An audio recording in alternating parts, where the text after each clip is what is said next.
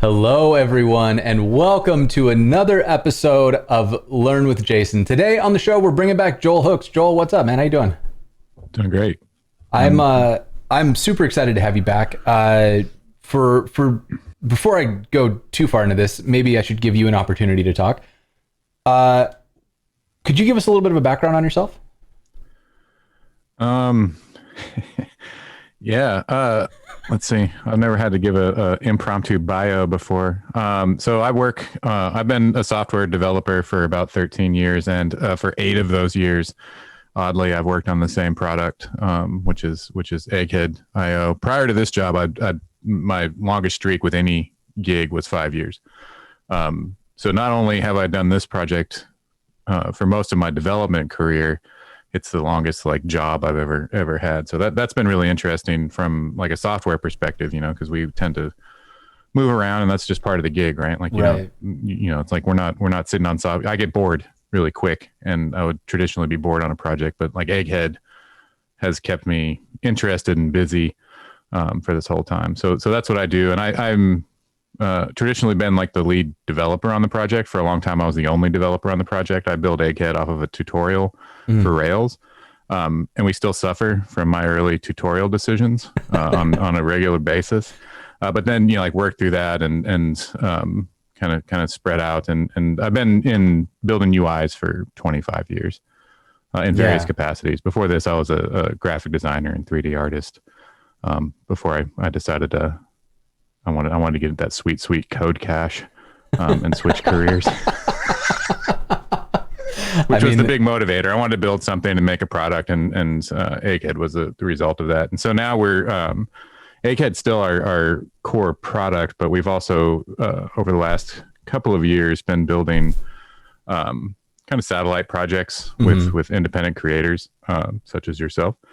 And that's gone pretty well. Epic React and testing JavaScript with Kent C. Dodds are some of the two first and kind of our big showcase ones in that. But we're working with Dan Abramov on just JavaScript, and Emma Bostian on technical interviews, .dev, and Marcy Sutton on testingaccessibility.com. And then this week we just launched and announced yours, which is Enterprise Jamstack, which I'm really stoked about for a lot of reasons. One, it's really cool to work on projects like this that I actually am interested in consuming.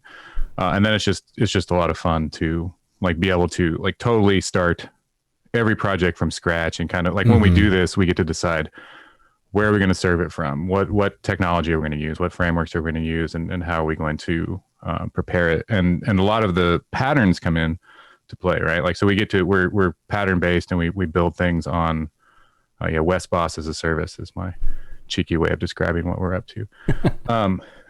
So the patterns are consistent, right? So your site's going to have some of the similar patterns, and there's we even transfer components back and forth. So we're doing kind of we have an internal library basically.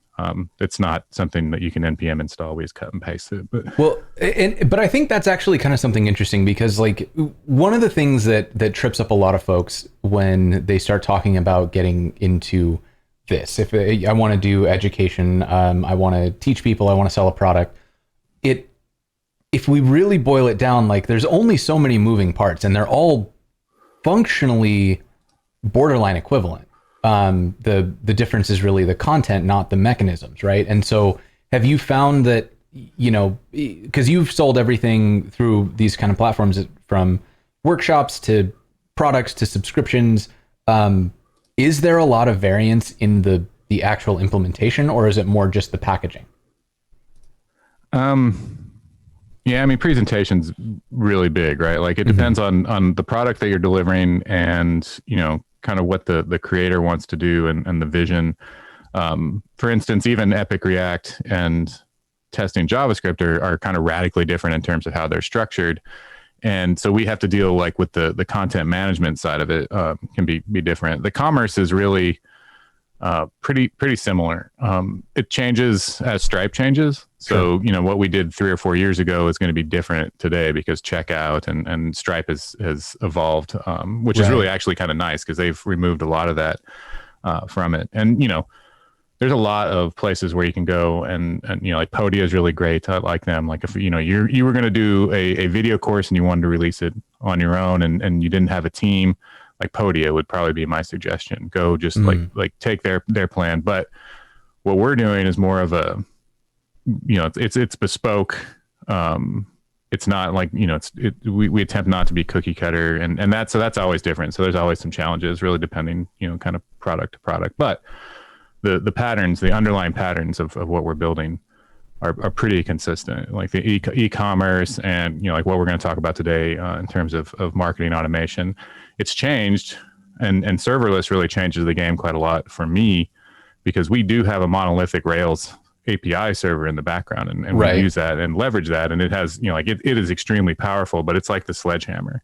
Right. And sometimes you want to get in there with the X-Acto knife. And that's like, to me, that's where like the serverless comes in. Like that's our X-Acto knife. And now we can go in and do interesting and new things. And lately it's more on the content management side, even we're looking at services like Sanity, where we can layer on top of, like we can still leverage our backend server that we've built, but how do we, like make it modular, and, does each project need a Sanity instance, so we can kind of layer that metadata and have, like that clean. I've never in my life worked with a beautiful CRUD form system for my content management. And like, I've been just blown away lately, because, like our Rails app is kind of like the back end isn't the most pleasant experience. Sure. We suffer with it. And that's not uncommon. That's pretty common, I think, across software. But like now I'm like, oh, wow, there's actually a bright world that we can use. So like, it's really interesting just to see kind of the serverless and, kind of the cloud evolve over the years to where it is now. And it makes things really interesting, because you can, like if you were on, we're going to talk about ConvertKit today, but if you were on a different platform, it wouldn't really matter. The patterns are still the same, but like we can leverage these, so we don't have to like build email automation, because we can use ConvertKit. We don't need to necessarily build a full featured, wonderful to use, create, read, update, destroy experience, because we can use something like Sanity. So like that's been pretty great too. Yeah.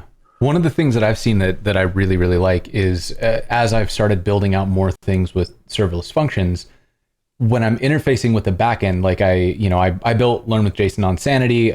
Recently I've actually moved to have a Hasura layer in addition to Sanity for some more like real-timey stuff that I've been doing with the stream.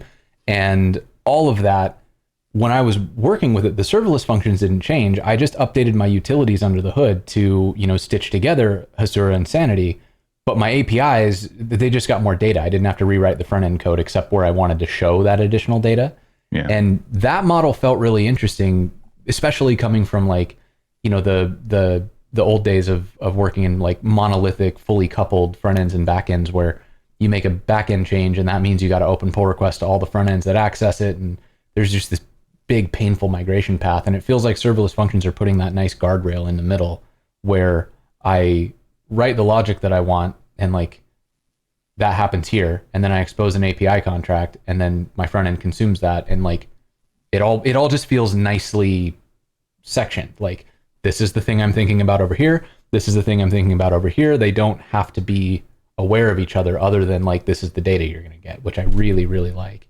Yeah, and it provides like a nice boundary too. So like when you're thinking about it, or you do want to change it, it's not like that surface area isn't across your entire front end. So like our Rails app, it was, like traditionally the way you do that, it builds up and you'd make a change, and like you'd have to find and replace all over the app and see where different stuff has occurred. And you still might run into that, but like you said, it's like you can add data and remove data. And the way we perform that or approach that is that like if the data exists, use it. If it doesn't exist, don't use it. So like from the design side, when we're working on a team and we make some changes, and it's like, hey, I added a bunch of data, and it doesn't break the application.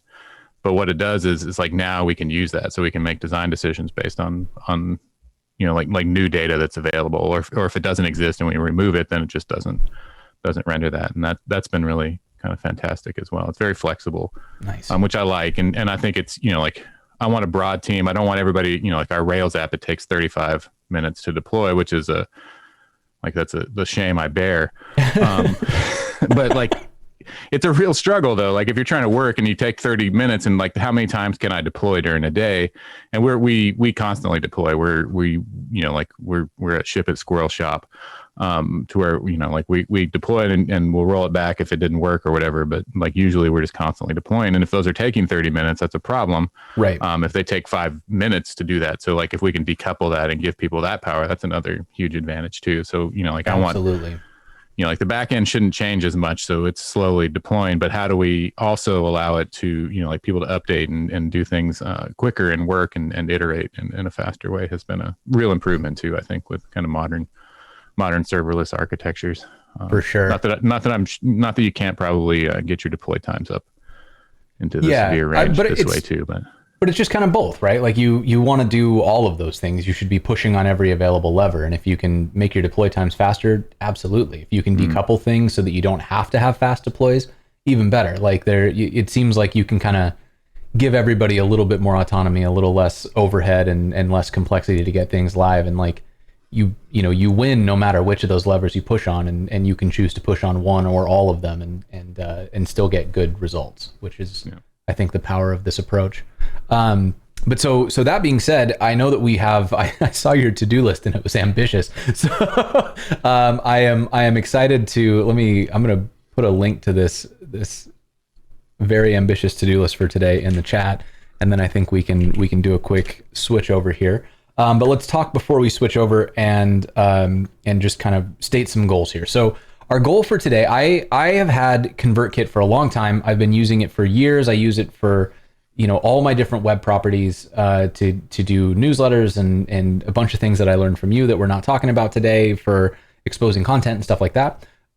So that's what we're going to use for Enterprise Jamstack. And we're just going to build out the marketing automation for Enterprise Jamstack today. So this is the project. This is a product that I'm working on right now with Joel and the Egghead team to teach people how to do Jamstack at scale, which is something that I spend a lot of time thinking about, as you may imagine, and something that I think is going to be super fun.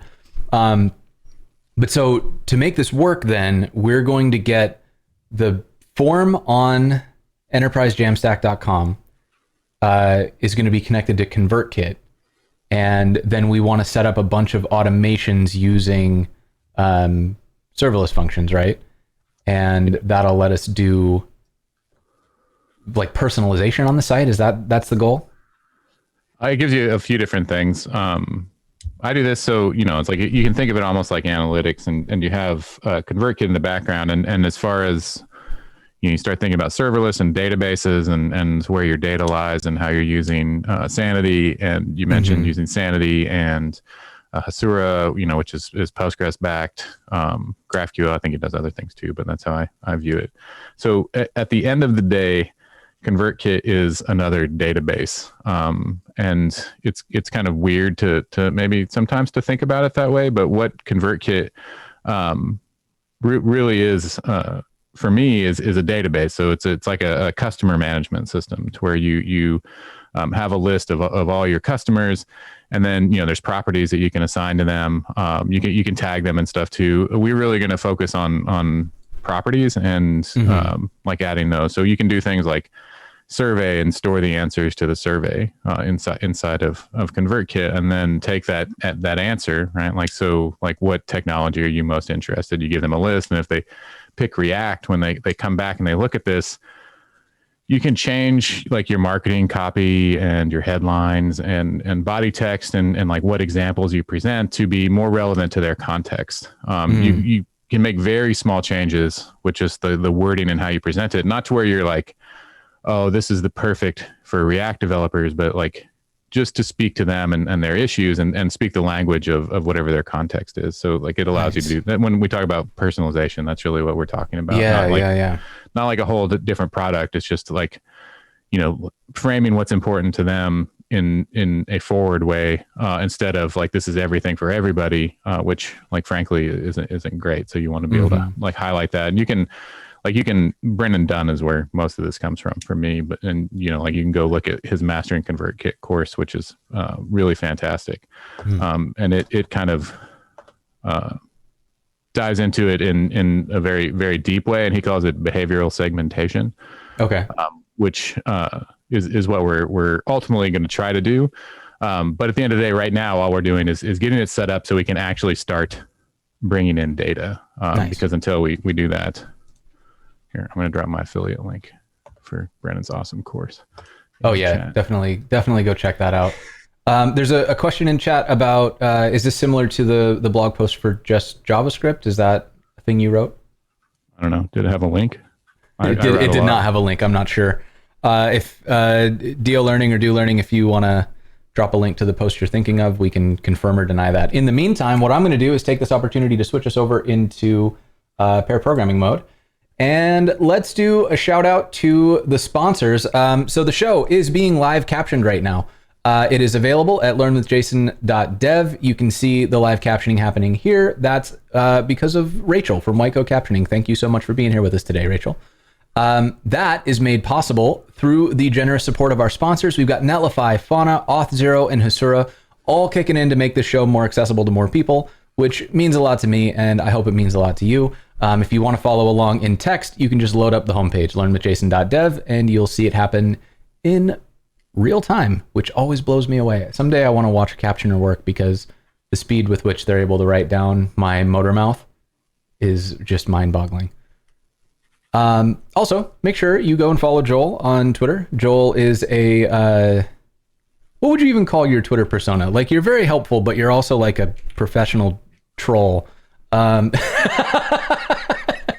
like to, like, subtweeting is my favorite thing. So I do that a lot, cause I don't want to like get into arguments with people on Twitter necessarily, but I want to like talk about something. And I think there's multiple ways you can subtweet. And I try to do it in a way that's like not instigating or trying to be mean to people, but just so I can talk about things that I see and notice, without like brigading or bringing in people or shining the spotlight necessarily. Sure. I'm a little negative sometimes. I'm a optimistic nihilist is how I like to describe myself. Okay. Anyway, like if you know me for a while, it might make sense, I guess. I don't know if it makes sense to you when I describe myself as that. Like, I'm excited to see what happens, but I don't think anything really matters. So no, you know what? Actually, I would say I feel the same way. I am also an optimistic nihilist because I think that if nothing matters, because ultimately we're all going to end up dead in the end anyways, then the only meaning that we get out of life is the meaning that we assign to things. And that's actually really great because it means that we can do things that we're excited about and that we care about. And that means we're doing it right. There is no right or wrong answer. There's only how we feel about it. That to me is like that's the most optimistic thing, or the most uplifting thing, in my opinion, is now I don't have to worry about getting a report card. I just get to live a life that I'm happy with. And that seems like winning. Yeah. And like I want to be a good person and help people and do all that stuff, because that makes what happens next more interesting for me personally. And it's kind of a weird philosophy, but it works out. It goes deeper than that, but that's a totally different talk show. Yeah, we gotta get an actual podcast together for that. When the pandemic ends, we'll go sit in a bar, and anybody who wants to listen to that can come get some drinks with us. It'll be wonderful. We are using a bunch of things that were pioneered at Egghead. I'm going to drop my affiliate link for Egghead. I love this platform. I run courses on it. I use the courses on this all the time. It's an extremely good platform, really, really compact lessons, and a bunch of brilliant people on here teaching all sorts of stuff. So if you want to learn, you can go and learn. I've got, if you want to go deeper with serverless functions, I've got a course that actually just came out on that. So you can go find that there. We're going to be working in this source code today. So here is a link to that. Joel already posted it, but I'll post it again. And that is all powering this site here, enterprisejamstack.com. So this is a new product that I'm working on with Joel and the Egghead team that is going to basically be taking all the concepts that I've learned about Jamstack from my, trying to move IBM toward the Jamstack to working at Gatsby to working at Netlify, and bundle all that up into something that I think can help teams really get the most out of this approach and understand how it's an architecture, not a stack, and the ways that if you kind of adopt these workflows, you're going to see yourself, all the things we've been talking about. You're faster, you're more confident, you can ship multiple times a day instead of once a month. all these things that we really, really want when we get into building teams at any scale, and how we can take those approaches and work them at literally any scale. So all that being said, what we are trying to do today is this big old list here. So we've got quite a ways to go. We've got about, let's say an hour to do it. What should I do first? Where I'm at right now is I've downloaded the repo and I installed node modules, and that's as far as I've gotten. Probably get it running in your local environment. Okay, using so Netlify, which hopefully should just work. It should just work. So I have access to the team here. So here's me on the site. So what I think I can do is run Netlify link, and it should find it based on the Git remote origin. Look at that. No matching site found. Okay, so let's try again. And let's see if I can just enter a site ID. So I'll go to my site settings and let's just get the actual site ID. That's brute force right there. Yeah, it's faster than trying to get it to do anything else. So then I'm going to Netlify dev. And this is the reason this is important. In doing this, it just pulled all of our environment variables so that we don't have to configure those locally. Because I have access to the team, I have access to the environment variables. And that means that our site should, fingers crossed, nothing up our sleeve, should just work. There we go. Look at it go, everyone. Right. Beautiful. Holy buckets, did that just work? It did. It did indeed, chat. Cool. So I'm ready. Now that I've got this, let me open up a code editor, and I think we're in business, right? Should be. The only thing this page is doing right now is presenting this kind of simple headline, and then as you scroll down the page, there's a form. Right, so we want the first name, the last name, and when you click this now, inside of the form component, what it's doing is just posting as a normal kind of like a form action would do. So it posts directly to ConvertKit. It's actually going to, I believe it goes through ConvertKit, and then, or is it? Yeah, we might be moving it. We might be. I'd have to look at the code exactly, but basically, it's subscribing somebody and then moving them to this confirmed page. Mm-hmm. Pretty simple. If you want to open up the component, we can take a look. Yeah, let's do it. So in here, we've got our source, got our components, forms, subscribe. All right, so let me do that later. And for now, just going to open this up. So we've got our subscriber form. We've got, this is Tailwind, right? So we've got Tailwind. The copy is right in line, which is nice for something like this, because why set up a CMS for this? You could change that spelling error there if you wanted to real quick. Sure can. Okay, and then let's see, we'll get the updates about the course. The action is the actual ConvertKit. We're using Next environment variables so that it shows up in client code. And then first name, email address, and we're in business, right? That's about as straightforward as it gets. It's HTML, which is pretty wonderful. Yeah, so this form isn't special at all, and what it's doing, it's using kind of like these days with React, I'm always like I reach for formic, and I'm going to put validations on there, and then there's an on submit button or on submit method that I can hook into, and that's what I'm looking for, right? Like I want to kind of intercept this. What's happening here, where we're just posting directly to ConvertKit, and what happens in the background when we post to ConvertKit, it accepts it like a normal, I want to call it old school form post when you submit this, and that goes in, signs somebody up, and then redirects them to wherever you've configured it.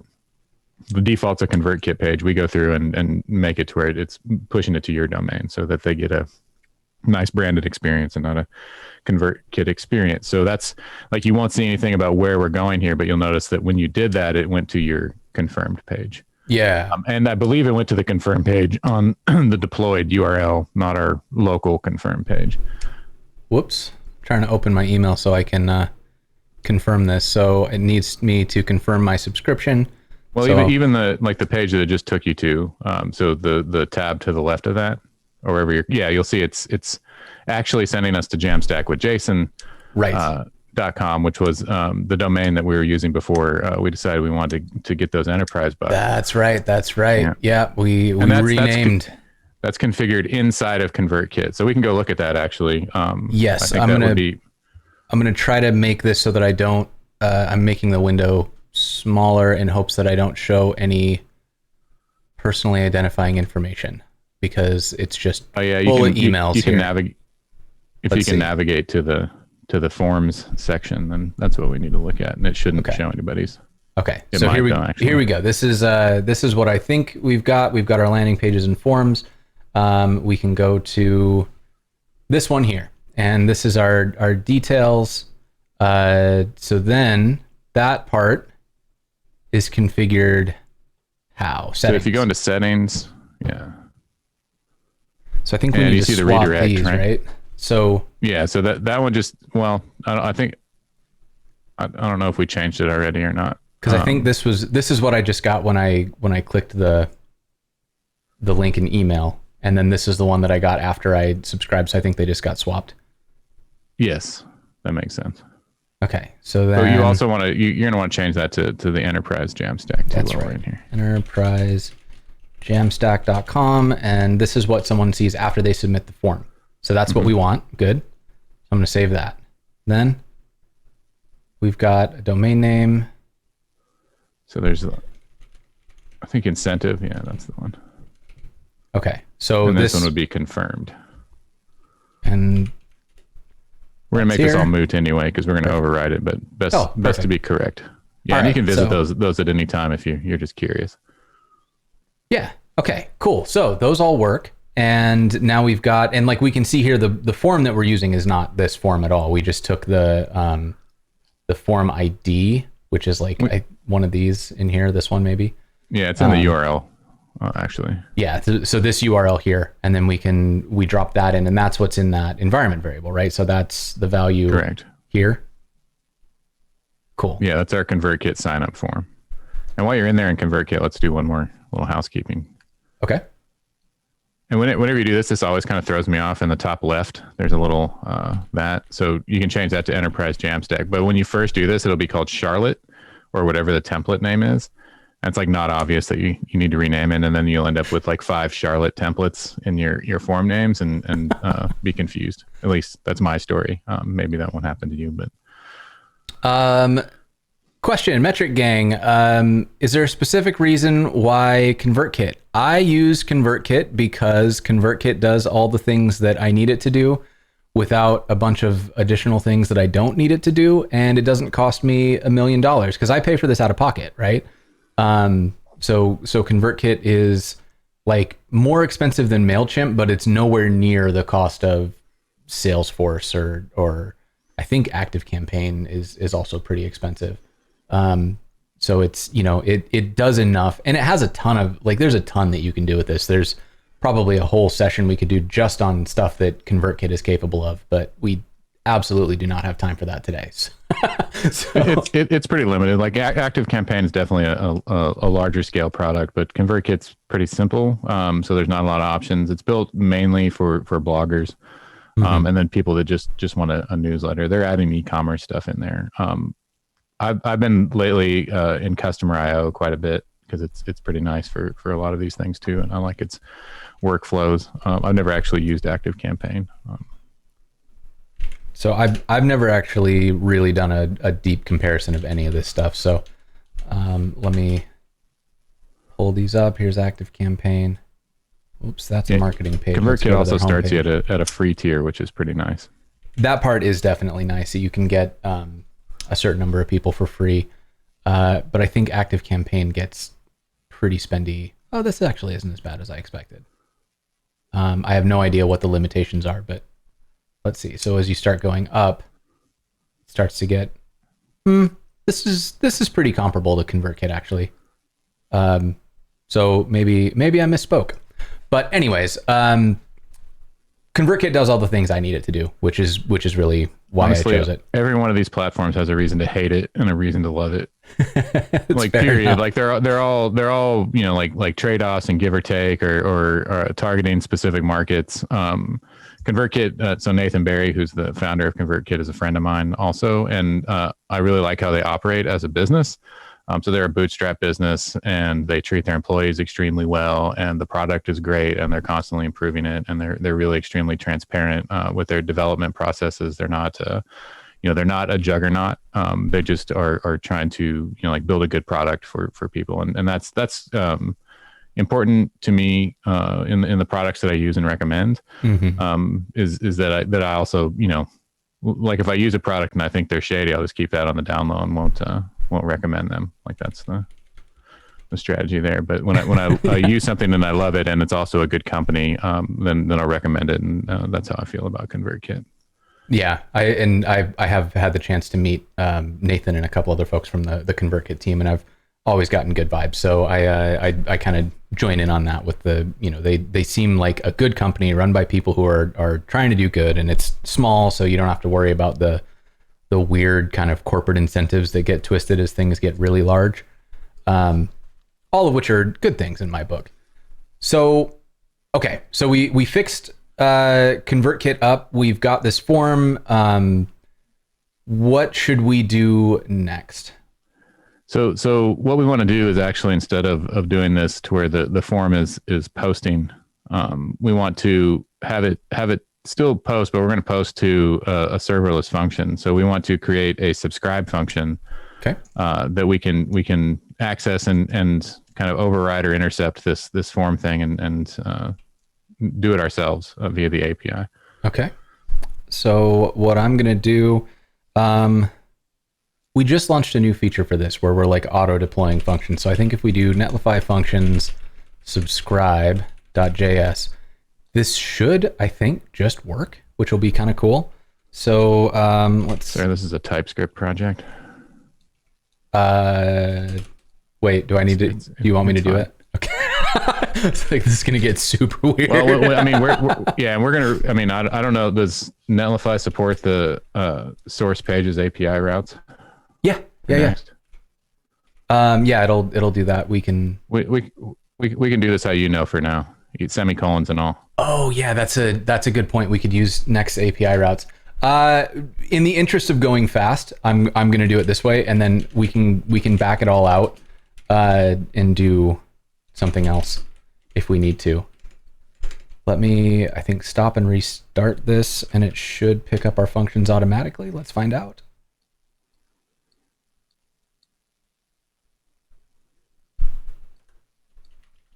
Netlify functions subscribe. I don't know if Netlify dev picks this up yet.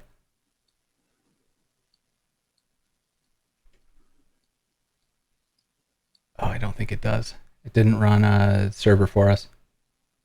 Okay, so that's fine. We'll have to set this up real quick. So what we can do instead is we'll do a netlify.toml, set a build, and then we'll set functions to functions. And if I spell it all right, I called it. That's always the trick for me. Netlify functions. All right, so let's try that one more time. And now it should pick up functions. Function server is listening. Good, that's what we wanted. So then I can go back out here, run this. Lambda handler is not a function, and that's because I did a default export instead of the exports.handler, which is just me forgetting how code works. It's very complicated. There we go. Okay, so this is now a working serverless function. We can do whatever we want with it. Yeah, so we're outside of the code paths. I don't know how weird this makes everything. we're off book for me. But Oh. so what? Okay, if that's the case, then I can definitely move into the API routes. No, like this should be fine. Like so, what we're ultimately trying to do is we send this function a couple things. The body of it, so it should be a post method. Okay. If that makes a difference. So we want to get the event. I usually make sure it's a post method. So the event.html method equals post, that sort of thing. Yeah, we want to parse the body, and you should have the email address and first name, but with whatever those are from the function or the form that we introduce. I think that'll work.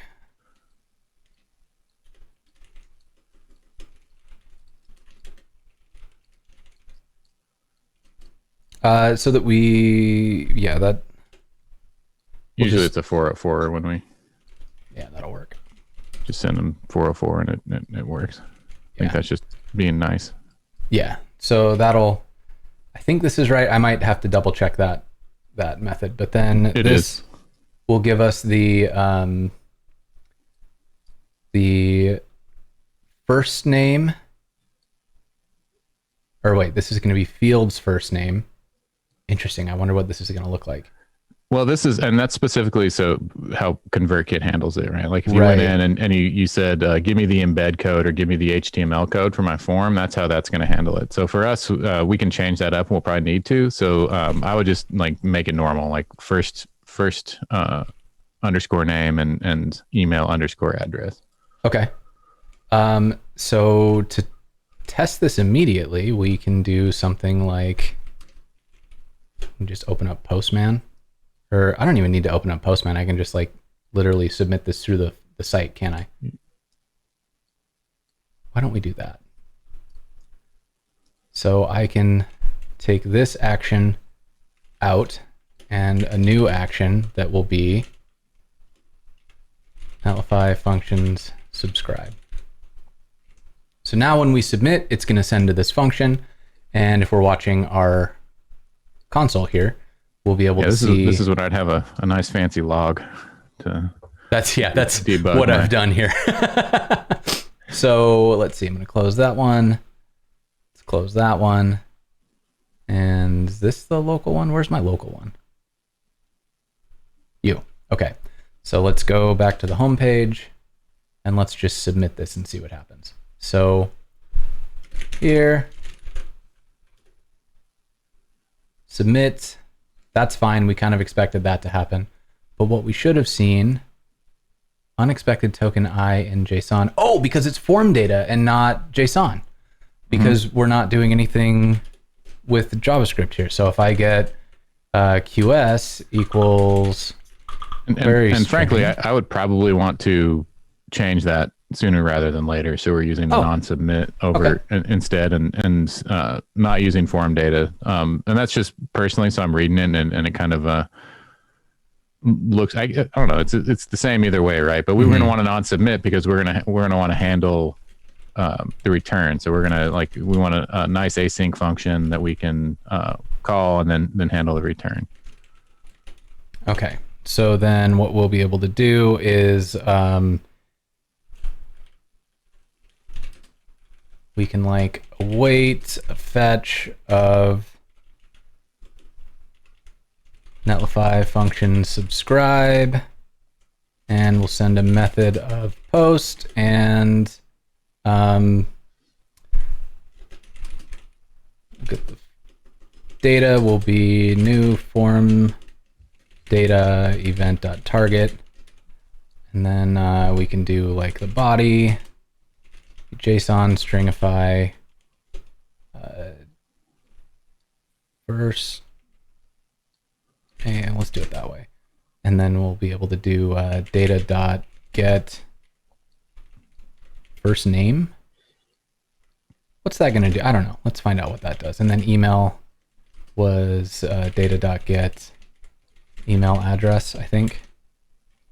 Okay, so that should work. You might as well do first underscore name because that's how ConvertKit wants it, because they use Rails and Ruby likes the. Okay. So I've got my first underscore name, and then down here, we can update this to be on submit, handle submit, and then let's console log the data as well, so that we can make sure something is actually happening. So let's go back, refresh, make sure it's okay. We should see a console log here. There's our object. Good. And then our logs out here, first name and email. So I screwed this up.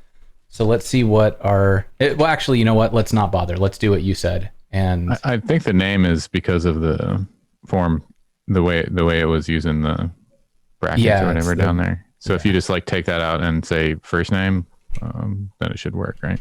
Yeah, I think you're right. Oh, because it was fields, not first name. Yep. Okay.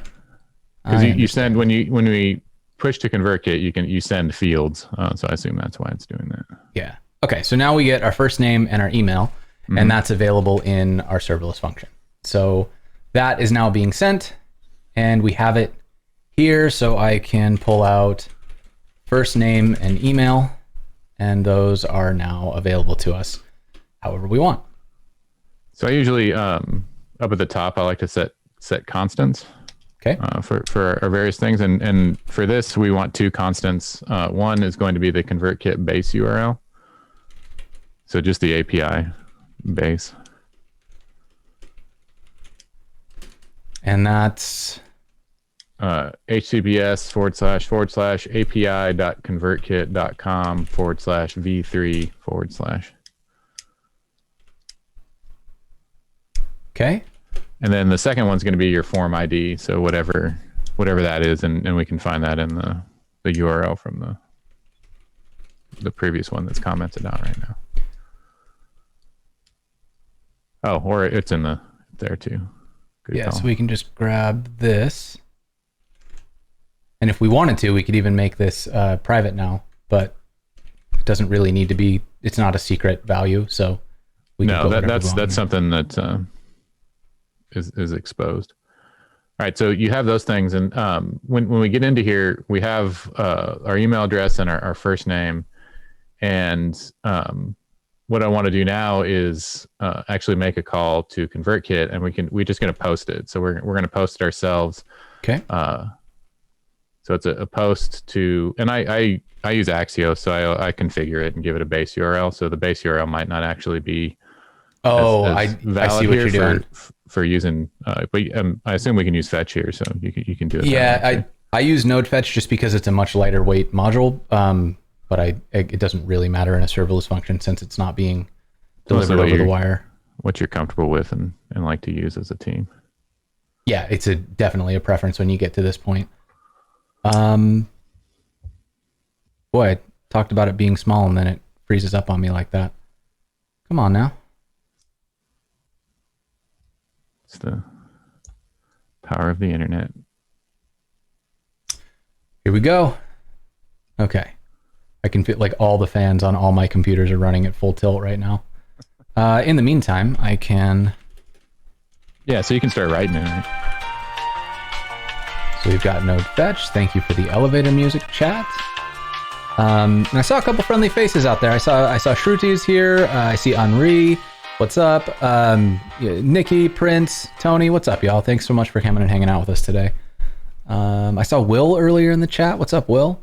I see you, Kevin.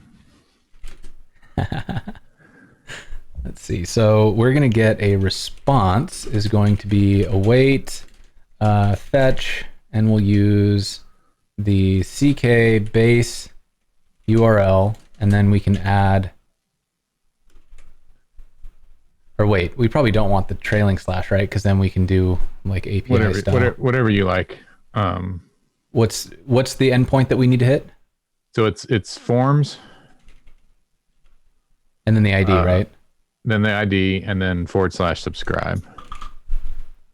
CK form ID, subscribe. Okay, and this is also a post? It is a post, yeah. Okay, and is the body JSON encoded? It is. Okay. And it wants first name and email address. Is that right? Actually, email address is just going to be email. Oh, perfect. Even easier. Any other fields that need to go in here? Yes, the API key. So because you're subscribing people and anybody could have the public form address. This is actually because you can post to it. But like to make a new subscriber, you need to send your ConvertKit API key. Okay. And that value is up here somewhere, so I can just grab it in our Netlify dev call. ConvertKit API secret. Okay. So is it API key like that? It's API underscore key. Key. And then is it just straight up, or do I have to add like a bearer or anything to it? That's just it. Okay. Perfect. So we can send that. And this is another thing that's worth calling out about serverless functions is because this is happening in a serverless function, we can do this. We couldn't put this in client-side code because it would expose it. Like anybody who wanted to could grab that and then impersonate me and screw up the ConvertKit stuff. But because it's done like this API key never gets sent over the wire, which means that it's not exposed. And we can safely make these privileged calls in a serverless function, which is very, very nice. So then we can do like if response.ok, then we can return like a status code of 500, if I can type, and a body of like something went wrong. So I always return those as 200s. Just because I don't want to blow up my app if the form didn't. But that's like a personal choice, right? Like, and we'll talk about that more when we get into like the hook where we're going to load up. I got where we're loading the data. What I don't want is like a 500 to blow up the app or even throw a message, right? Like if it fails, I just want it to be silent so we can move on. This is a little different because this is where they're actually signing up. So providing that user feedback might be interesting. Yeah. Error handling's a whole episode in itself. Really is. But what I can do here now is I can just take, so what we're doing is we're sending off a call to ConvertKit. We get back that response, and then we're checking to see if the response is okay. This is part of the native fetch API. If not, we can send back an error like this. And if it is okay, then we get to here where we'll serialize the body into a JSON object and then send that back to the component. So we'll be able now, when we look in here, what we will get back, this is now our subscriber data. And we can access that. So I guess what we can do is console log that response, and let's give it a shot and see what happens. You have to 2JSON it. I like how you pronounce it in like with a French accent. JSON. I have to because JSON. otherwise it sounds like I'm speaking in the third person. Just need to add a little JSON to this.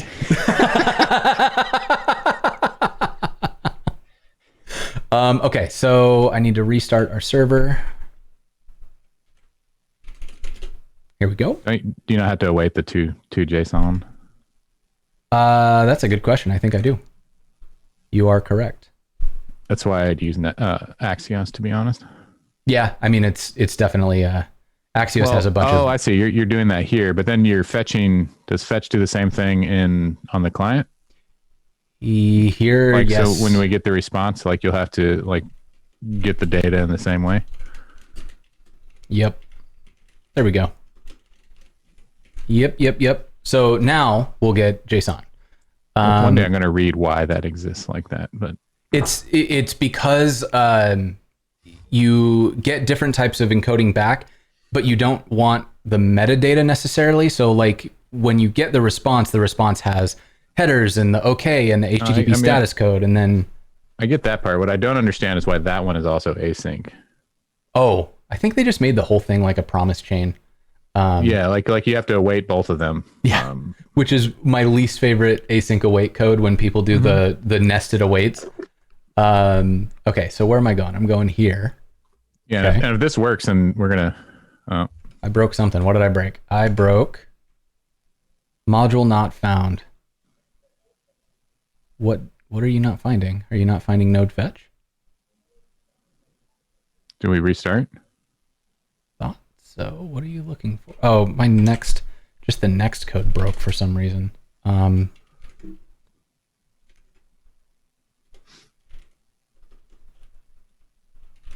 Just start it over again. If it lost that manifest, which makes me think that it's doing something odd.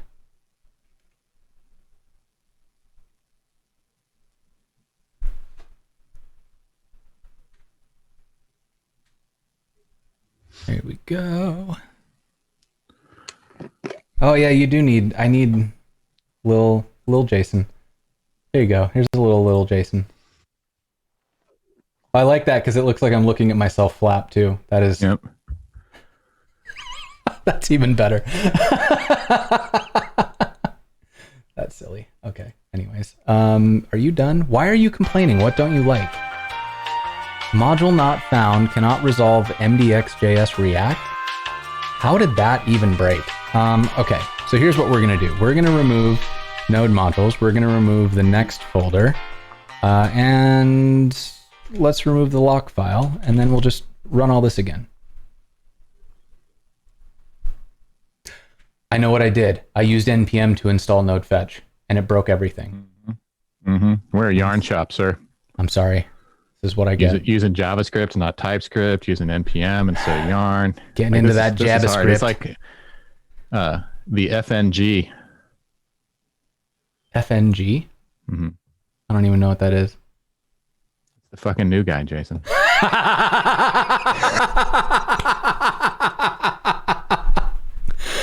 Oh, I deserve that. Okay, let's try this again.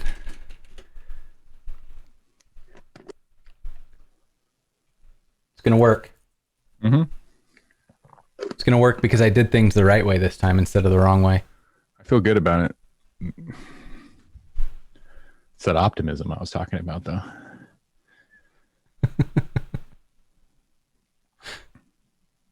Compiled successfully. Here we go. All right, let's try that again. All right, so now we've got a page, and if I submit, unexpected error. Okay, what went wrong? Let's take a look. So we've got our subscribe function, and our request went out. That's what we expected. Our response that came back must have a string body. What? Stringified here. Stringified here. Oh, something must have gone wrong in here. That's not good. So what does it say out here? Did we get any responses? No. Try catch is often handy over there as well. Around your weight. That's my favorite reason to use a weight, actually, is to be able to use try catches.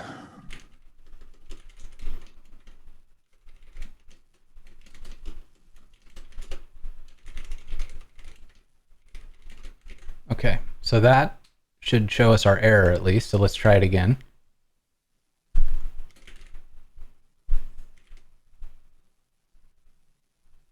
Okay. So it says something went wrong. That's fine. It should log. I don't know if this will expose your keys. Oh, it's probably going to, isn't it? Unauthorized though. Okay, so it's saying it doesn't have something that it needs, which is fine. Why doesn't it say it's authorized? Interesting. Okay, so maybe we can. So checking the API key, maybe off screen. Yeah, let me. You could run it and move your terminal off screen so you can look at that and see if it's logging that out. That would be the only one. Is that correct? And is it being loaded correctly through Netlify? Yeah, that's a good call. Okay, so what I'm gonna do is I'm gonna log. Let's just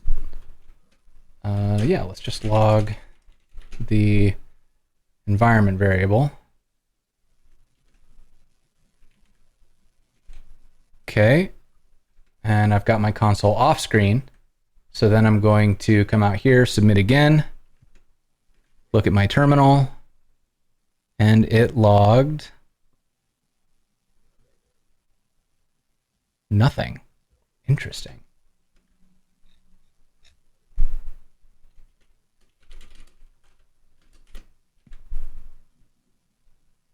Try that one more time. Let's should at least get an undefined, I think.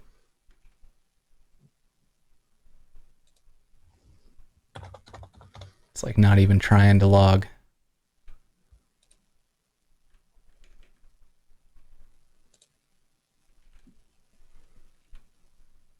So I'm also going to check in on Netlify to look at the environment. This. So that one has a key. Okay, so the key is there, but it still says unauthorized, which means I'm doing something wrong. And the key matches my... Hackers, you dirty hackers. Guess that's not it. Let me pull this one over because we don't need that anymore. So if I look at my keys here, just going to double check that my keys match.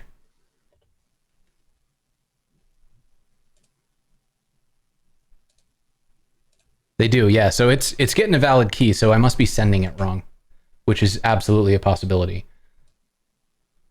So I'm stringifying the body. I don't know if like the somebody in chat had do you need application JSON anywhere? And I don't know. Let's try. Like Axios might put that on there by default. Oh yeah, that's actually. Well, we're learning now why we should just listen to Joel. I've seen you do this on several streams where somebody's like, use Axios, and you're like, yeah, I think I'll use Fetch. Well, I used to use Axios all the time, and then everybody was like, why do you use Axios? It's so big. And now I don't, and everybody's like, you should just use Axios. So that what I'm learning is that you just can't win. Yeah, you can't win. Like, there's no winning. Okay, so this one I think worked. I got back. Okay, let me turn off the API key logging because it's still saying unauthorized, but it's not because of the key. So we can try that again. Okay, so that's reloaded, and now when I submit, it still shows me the 401 unauthorized. So maybe we look at the API. Yeah, maybe it's time to look at the docs.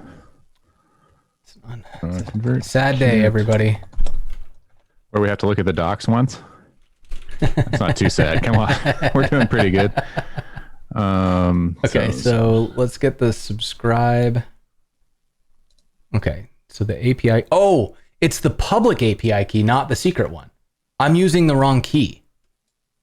Yeah, that makes sense. Okay. That's fine. So let me. I don't even think you have the public key. I think we do. Let's see if it gets pulled in.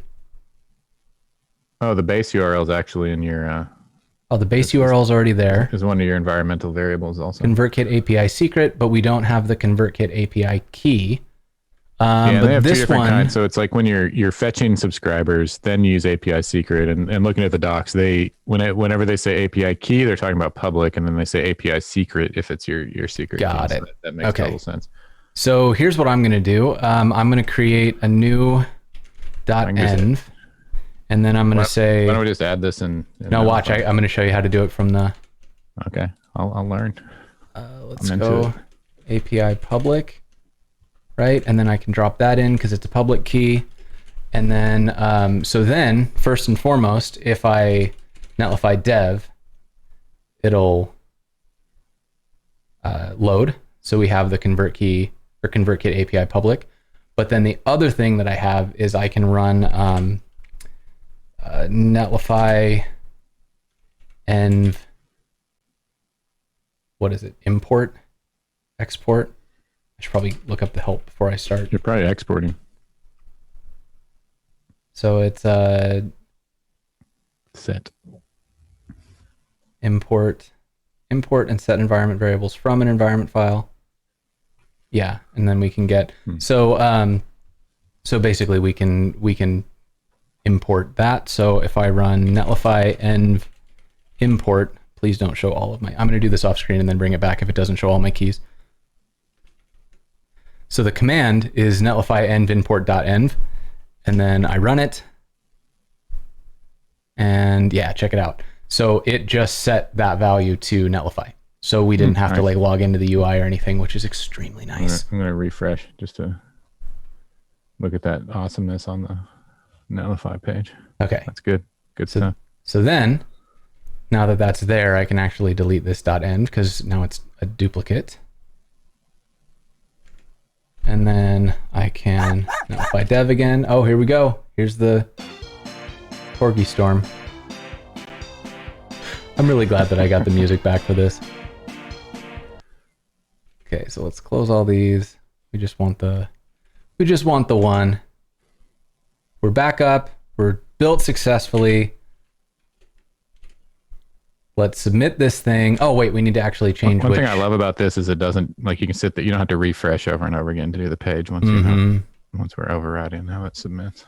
Okay. Makes this sort of debugging way easier. So now we've got the public API key. It has refreshed that page. So I'm going to submit, and it's just gonna work. It's just gonna work. Here's our subscription. Hooray. Okay, so check this out. We have a subscription. We've got a subscriber ID. We've got the, we could have set the source if we wanted, but we didn't. Whether or not they're an active subscriber, all that stuff. I'm pretty sure this email address is already on this list, so I think it might. It actually doesn't matter. So okay. what it'll do is it's subscribing you to a form. The way Convertkit works is you subscribe to forms, you can subscribe to tags, you can subscribe to sequences individually. And since we're just subscribing to a form, it'll now add you in that forms bucket, regardless of your previous subscriber state. And it'll notice that you have the same email and give you back your ID based on that. Cool. Very cool. And that's actually one of the things that I really like about Convertkit is that if you're running different lists, they like deduplicate subscribers. So when you're paying by subscriber counts, if I've got 15 sites and there's a 60% user base overlap, my bill just got 60% cheaper because those people can be subscribed to all of my lists without me paying like once per list, which is really, really nice. Some of them will charge you for unsubscribed folks unless you prune them. Yeah, it gets like there's some really weaselly companies in this particular space. So that's great. Like so we're subscribed. There's one thing I'd like to do before we move on from the serverless function, because it's almost there, and that's to set an actual cookie for the subscriber ID. So after you get a good response, when we know we have a good response, we're going to first we need to. So I use the cookie library. So it's just cookie, which is like server cookies. Okay. If you know how to write them by hand, you can do that. Otherwise, I use this. I have seen the server cookies are strings, and they have a very particular format, and it's one of those times where libraries are my friend. Okay, so let's do that. So I have const cookie equals require cookie. And that's the extent of my knowledge about the cookie library. So what do we do down here? So we want to, you can just name a variable or a const. So const cookie, and we're gonna set that to whatever you named it, cookie. Is that what you named it? So you can name this a cookie or whatever. It doesn't really matter. I named this cookie, so I gotta. We're actually going to use its serialize method. Ooh, look at that. Okay. Yeah, and so serialize just takes it takes two arguments, maybe three arguments. The first one is the name, and for this one, I'm going to use CK underscore subscriber underscore ID, and I'll show you why and here in a moment. Okay. And the second argument is the actual subscriber ID. So in our case, it's going to be data subscriber ID, however that turned out. Yeah, how did that come back? It was data dot. Did I lose my? Let's just get a new one. So it comes back as data.subscription.id. Okay. And then do we need any other values, or we just kind of let cookie handle the defaults? So it's not subscription ID. It's not? No, let's see. So yeah, see subscriber. I made this mistake. I remember this mistake very clearly. So that's the subscription ID, the actual ID of the subscription you just made. There's a subscriber object, and this is the one we want. So that's you, the user. The other one, this new subscriber.id. Yeah, that's like that. That's the okay. one. Okay. And the next part is the like cookie parameters. So we have like secure, which I use like process.environment node env equals production. So that's how I denote whether it's going to be a secure one or not. I got you. Okay. HTTP only. I set that to true on these. Okay. Path, and I just use /. For this, because we want this to be for the entire site, like anywhere on enterprisejamstack.com. Yeah. Okay. And then so the max age is the next one that I set, and I make these go for a year. And if you don't set these, they're by browser session. I learned this the hard way. Okay. Where it was like a weeks of people, why do I log out every time on Egghead? And then I learned this. So to do this, it's like I say const hour equals 3,600,000 for an hour. So it's like times 24 times 365 times 365. Okay. Yeah, that's pro style.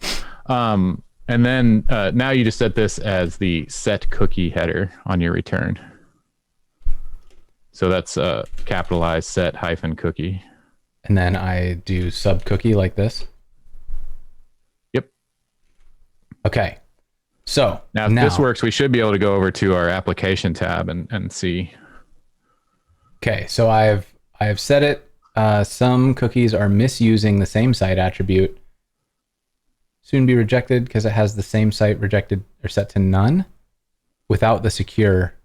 Whatever, we can deal with that it's later. Because we're local, so like in prod, it's actually not going to do that. Because it will be secure. You probably get rid of those warnings pretty easily. I don't care. If they're only in dev, I don't care at all. So, but now we have our subscriber ID. So this is now available to us. And yeah, so now what's really cool is like you're almost using this like authentication. Not really, but like you are able to identify, you're using identification, not authentication, but we're able to identify the user. And this is really neat in kind of the next steps when we want to start using ConvertKit information to like personalize the experience on the website. Okay, that's so cool.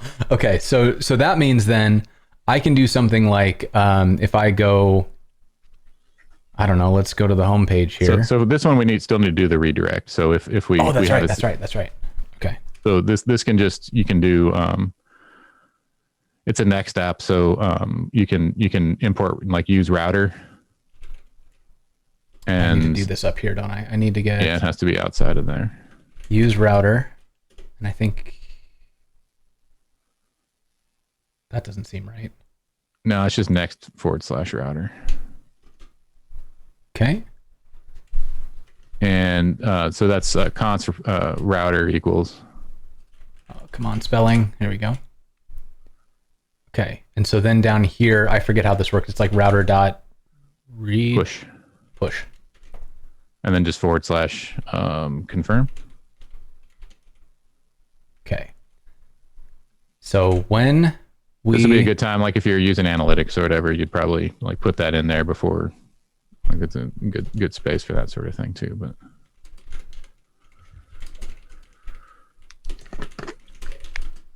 sorry about your spelling, but you spelled necessary without a pause, and that's impressive to me.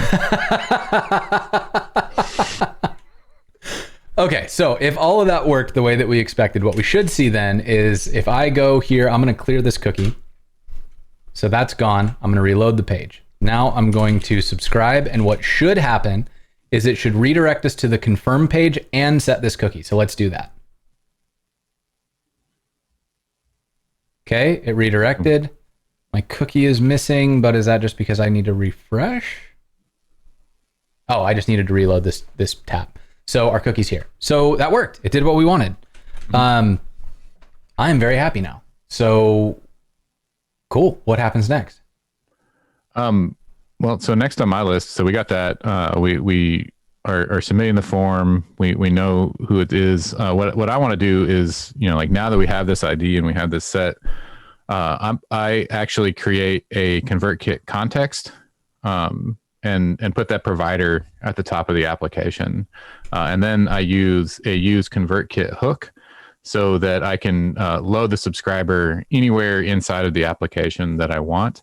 Okay. Because we set that the cookie up the way we did, we can actually use it in server-side rendering. So get server-side props in Next. We could technically load that subscriber before the page even loads and deliver that in. So you could use that server-side rendering to personalize the page. So that's a potentiality that we could get to. But right now we're going to set up the hook.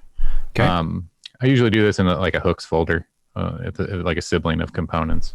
Okay, so we'll set up hooks and use subscriber. I usually use ConvertKit's my use jam, but it ConvertKit. doesn't either way. Now let's follow your naming conventions because I don't want to dump a bunch of stuff on y'all, and then this probably needs to be TypeScript, doesn't it? Yeah, if you go peek at, so our Egghead app is using ConvertKit and CustomerIO and a bunch of other nefarious tracking schemes that you can go check out if you're interested in a broader use of this. So yeah, inside that, I don't know if you there's a few different ways you can set this up, and to me, the way to do it is we're going to create a context. So we create a React context inside of that file. And then we're going to actually export a context ConvertKit provider. Okay. And then we're going to use the provider. And this is kind of separating the provider and the context. So we're not giving everybody the full context all the time. And I think there's some rendering advantages to doing this. So ConvertKit context, just a empty object works fine. And then this next one, we're going to export the provider. And then you'll pass in children as the... And this one is going to return... nope, not like that. It's not. It's going to return one of these, and then it'll be ConvertKit context.provider, right? Yep. And then is it value? Value, yeah. And then for now, we don't have Just one. an empty object is fine for now. Okay. And then why are you not auto-completing for me? Because What you have I didn't do done an wrong? arrow. There's no arrow function on line 5. There's the arrow, the fat arrow is missing. No. You're fine right there. You just needed a fat arrow. Oh, This is TypeScript, so I'm going to have to come back through and do all the typing anyway. I'm sorry. Okay, so we've got our ConvertKit provider, and then I can do context.provider here. Okay. It's so mad. TypeScript is so mad. And then we'll put the children through. I don't understand why it's griping at you, to be honest. Yeah, what don't you like? Value equals... Do you see this, chat? Do you see what I'm doing wrong? Cannot find namespace ConvertKit context. It's right here. What have I done? Does anybody see this? Oh, TSX. Oh. Thank you. That throws me off quite a lot. Okay, so now we're just going to get the any stuff. So you could change this to ConvertKit provider if you do a colon after the variable name and then say react.fc. Yeah. Oh, there you nice. go. TypeScript's happy now. Okay, so now we have... Always sad. Yeah, so now we have this we have a provider we can work with. Mm-hmm. And then, so at the bottom of this, the last thing we'll do is go ahead and export default function, use Convertkit. And then that would be what, like the React use context. What do you usually call it? Just like state, subscribers, whatever? No, you're actually going to export React. So use context and Convertkit context. So we're just exporting the context here. And that would be Convertkit context. Yep. Okay, straight up. And And so so you then get all the values. in here, we'd be able to do something like the state, and then we'll pass that state in here. Yeah, and what we want to, so what we're going to load is, and the state is actually going to be two pieces of state. One, loading subscriber, which is a Boolean, to note when we're actually loading the subscriber, so because it's going to be asynchronous. Okay. And then the subscriber it's set. So we need subscriber and set subscriber and loading subscriber and the subscriber itself. I would use state for these. Set loading subscriber. That'll be use state. Are these importing properly? Yes. Look like it. Use state. That'll start out as true because we will be loading by default. Yeah, always by default. And then we'll send that through, and then we'll do another one of these, but we'll change it to what was the other one? Just subscriber and set subscriber. Subscriber. Wow, that was not my best work. Okay, and then this will just be unset by default, right? Yes. Okay, so now we have loading subscriber and our set subscriber, and I'm assuming that we want like a use effect here to load the subscriber. Yeah, we're going to use a use effect. And typically, like it depends. Do you like to use async await or promises? Generally, I'm happy to do either. In use effect, unless it's going to be pretty gnarly, I use promises just so I don't have to declare an extra async function somewhere else. But it's kind of. Yeah, so I often just make it run. So that's like my default. Is I got you. Make a run function and then async function run, and that will allow us to await something, and then down here we just call run. Yeah. Okay. Yeah. So what we want to do now is actually load. We have the subscriber ID, and we can get that from a couple of different places, and I actually don't know, like, and this is something that, like, I'm frankly confused on. I think maybe I do it wrong. It's like when we have a cookie, right? Like, I guess we're trying to, like, I want to set it because there's a setting in Convertkit where every time they click a link to any site, you can have the CK subscriber ID as a property. Have you seen this? I don't even know if you have it set.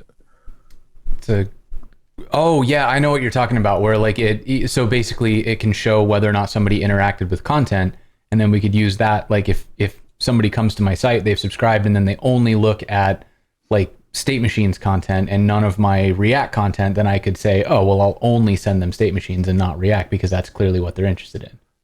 Yeah, well, and when they click too, it'll add a query parameter. The Convertkit will automatically add a query parameter to every link that they click. So when they arrive at the site, even if they aren't logged in and they haven't, like if they hit it on mobile and then hit it on desktop, it's going to cookie them in both places. So you can associate different sessions across devices with the same user. But we want to like actually load the subscriber, and loading the subscriber from Convertkit is almost the same serverless function as the other one. So we have subscribe, and then we're going to have subscriber. So we're going to go ahead and do that, and then we'll get into this fancy tagging business across devices. Okay, so here's subscriber, and I've got most of this. We're in pretty good shape here. So, what should I do next? All right.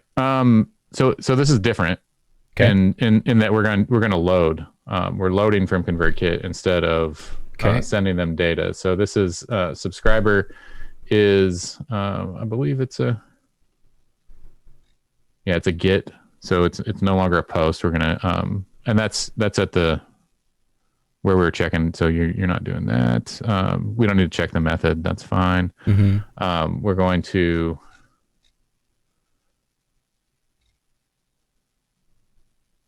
and I usually, so there's a chance that you're not going to find a subscriber, right? Like if it doesn't exist and you don't have anything, the first thing we need to actually look at is the cookies itself. Okay. So I think this is I have a cheat sheet over here. So we're going to use the cookie library again. Okay. And except this time we're going to parse, and we're going to parse server cookies, and the server cookies come across in the event. So it's event headers.cookie in the handler. So you probably need to pass in the event. Okay. Oh, okay. Yep. This just solved a whole loop in my head, because what I was thinking is we set that cookie to HTTP only, which means that our JavaScript, like our next app, won't be able to get that cookie. Okay. So when we send a request here, it's an HTTP request, which means we're going to have the cookie because it's HTTP, and so we're parsing it here. I understand. Okay. So this all makes sense to me. I'm now caught back up to the to the workflow. And then, like, HTTP only, I don't think it's strictly necessary with what we're doing. I don't think there's like a lot of. It's just I try to be, like, use secure cookies. I try to use HTTP only and follow those best practices. There's a lot, like, you're weighing it, right? Like, if I needed to access this on the JavaScript side, it would probably be fine, but you would need to be consistent with the HTTP only. Right. I think that's like generally speaking, the recommendation is to go for that. But what you're saying is we can't access it on the client. So how do we, how are we going to actually use that cookie that we put in there? And then the answer is because we have serverless functions everywhere and we're on the same server, whether we're server-side rendering or calling a function, we have access to that cookie, even in its protected state, which is gotcha. Kind of nice. So now you have the cookie, and I'm pretty sure from that you can pull out the Convertkit ID. And so we can just get it straight up, like, it should be parse cookie and then CK subscriber _ ID. CK subscriber ID. And then this is probably, once we get the subscriber ID, that's probably the end of what we're going to have time for. We got about 8 minutes left. So we'll get the subscriber ID, which we should console log CK subscriber ID. Okay. And then if we just kind of take all the rest of this out for now, then we can do an okay, and then we can kind of test this, right? So if I go, here, and we can. So we didn't add the provider anywhere. We're going to want to do that. Right. So the provider needs to. Oh, that's right. So the provider is going to be at the probably app level. Yeah, it's going to be _ app where you put that. Pages _ app, and then we will import Convertkit provider from what do we call it? Hooks, yeah. And use Convertkit, and then we can take this and wrap the whole shebang in it. Okay, so now we should have access to that. That should fire off a call to, it'll be const subscriber equals await fetch netlify function subscriber. And that's just going to be a get, so we don't need to do anything with it. And we'll, okay. So that should be fine. And what I can do here then is, instead of trying to send back that ID. Okay, we can just return that ID. Take that out. Yeah, you got it. Okay. So that theoretically should do what we want. So let's just try it. Let's see what happens. And then we will console log our subscriber. And so basically by reloading the page, we should see this log immediately, because we just wrapped it with the context, which means all of these pieces are there. So let's take a look. reload the page, and it doesn't like each child in a list should have a unique key prop. I kind of don't care about that. What are you getting over here? Subscriber. That one's not gonna. 404 not found. Oh, I gotta stop and restart because we created a new function. Is why that happened.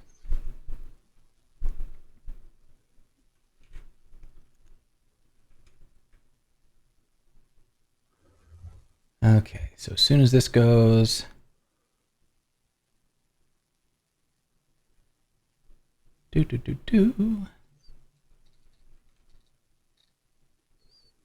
Okay, call subscriber. Our response is a subscriber ID. Holy buckets, y'all. So then from here, we have access anywhere in our, well, we haven't like set the context and everything. Let's do this one more thing. Okay. We're gonna inside of our subscriber serverless function, we're gonna use that ID real quick. So we're gonna that's a get method. We're gonna need to change the URL, like the base URL that we're using. So the CK base works fine. Then we're gonna / subscribers. Oh God. / and then you're gonna use the subscriber ID. Okay. Then we're going to add a query param to this. Okay. API secret, API underscore secret equals, and then process environment and user secret. Okay. So this will send off a request. You can get rid of the body. Get rid of the body because it's a get. Yeah. Okay. We can get rid of the headers. Okay. And we actually don't need anything at all because it's just a get. So we can leave it all as default. So we'll run that. That'll give us. You probably need to do the response, and then you can just serialize I'm pretty sure we just serialize the response from that, and that will be the subscriber itself. All right, let's try that one more time out here. We get our subscriber, and now we've got details.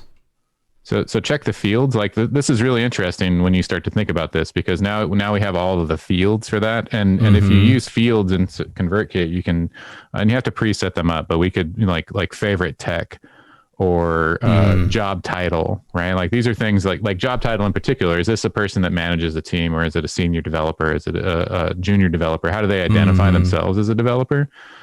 So what I would like to do that we don't have time for is in between, like when they hit the button and they submit their email, before we get to the confirm screen or on the confirm screen, I'm going to pop up a little, like a light survey, and it's going to say, hey, what's your job title? And give them that simple list and set that property. Yeah. And they're almost always going to click that because it's innocuous. It's a thing that most people can answer.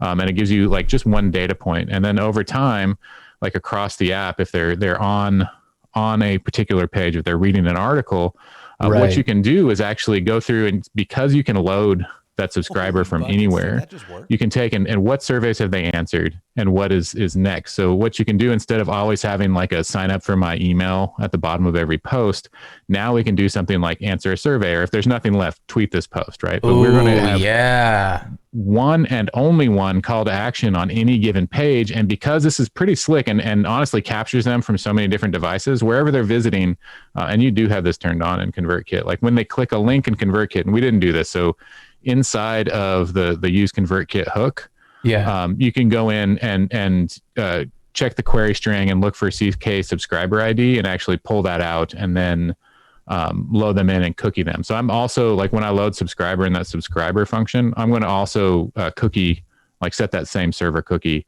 before, and set that header then too, because I might be loading subscribers for different reasons. And I always want to make sure my cookie's fresh and I put a year on it. And then when they click that link, they come in, and Brendan calls it a Plinko board, but basically you have all this data, you know what they've answered, you know what they've done, which means you can always present a call to action. This goes full circle because it goes back into your email, where now if they've answered that and they've told you, yeah, I'm a senior developer, I'm a manager, you can switch on that particular value in their emails and change it's just nudging the copy, right? Like it might be a subject that's get this for your team versus like get your first job, get your next job, however you want to look at it. Yeah, yeah, yeah. It gives you this way to like present them. And I'm honestly not terribly sophisticated in the usage, kind of like ham-fisted, but the potential is pretty great.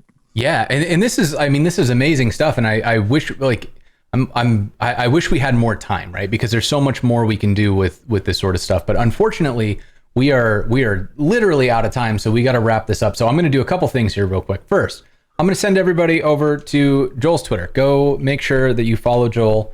Also, if you want to go check this out, the site is up at enterprisejamstack.com. We will be rolling these changes out on the GitHub repo. So if you want to follow development as this actually gets put into place, we're going to do it all in the open. So go check out that repo, start that repo, and you can see as things happen. The Egghead site is also on Next. It's got a bunch of these automations already in place, so you can go check those out on GitHub. And if you want to go try Egghead in general, I highly recommend it. It's full of good resources. With that being said, I'm going to do another quick shout out to our sponsors. We've had Rachel from White Coat Captioning, who is now into overtime. Thank you so much, Rachel, for hanging out with us. That is made possible by Netlify, Fauna, Auth0, and Hasura, who all kicked in to make this show a little bit more accessible to everybody else. And definitely go check out the schedule and add this to Google Calendar, because we've got so much good stuff coming up. We've got WordPress Next.js. We're going to do monitoring and error tracking with Sentry. Abi Iyer is going to come and teach us how to do state machines on Kubernetes. I don't even know what that means, but I'm so excited to learn. Sunil Pai is going to come teach us ES Build. We've got Ben coming back to teach us more Vue stuff. It's so many amazing things are happening. Jennifer Waddell is coming, and a bunch that I haven't even put up yet. So lots and lots and lots of good stuff. Make sure you go check that out. Joel, is there anywhere that you want people to go check out that I haven't just linked to? No. Okay. Joel does run a blog that I should have mentioned at joelhooks.com. It is full of like just a bunch of brilliant advice, and I would highly... It's eclectic. It is indeed eclectic, but it is very, very good.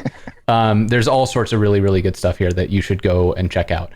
With that being said, Joel, thank you so much for hanging out with us today. This was an absolute blast. Any parting words for everybody before we wrap it? No, I don't have any parting words. If you like if you want to see the like full extent of this implementation, it's all on our on the Egghead Next link that we posted above, and so you can kind of trace it around and see the full thing. Yeah. Excellent. All right, Joel. Well, thank you so much, chat. Thank you as always for hanging out with us. This has been an absolute blast. We're gonna go find somebody to raid. Joel, we're gonna have you back. We're gonna have to do more with this, because this was super fun, and there's so much more I want to explore in it. So we'll make time for that. In the meantime, Thank you all for hanging out, and we will see you next time. Cheers.